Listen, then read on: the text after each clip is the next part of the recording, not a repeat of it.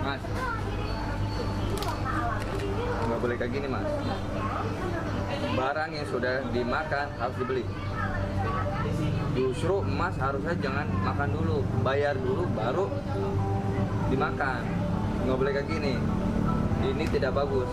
Nih, bawa, bayar. Tidak boleh diulangi lagi. Kasihan karyawan di sini. Bisa merugikan aja. Ini sudah dimakan, bayar. Terima kasih.